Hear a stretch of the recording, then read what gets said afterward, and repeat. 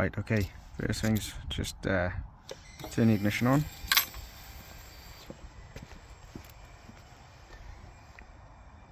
Then scroll through until you get the clock by pressing the I.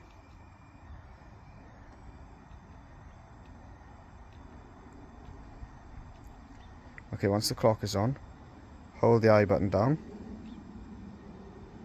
There we are, it starts flashing.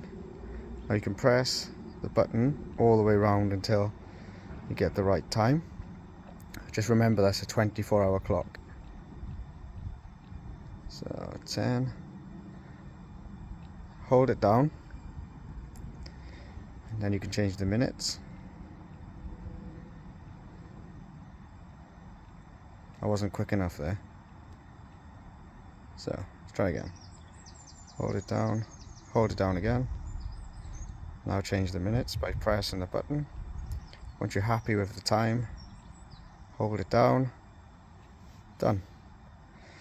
Couple of key points though, guys. Make sure it's in neutral. If it's not in neutral, you won't be able to get onto the menu to change it. Thanks for watching.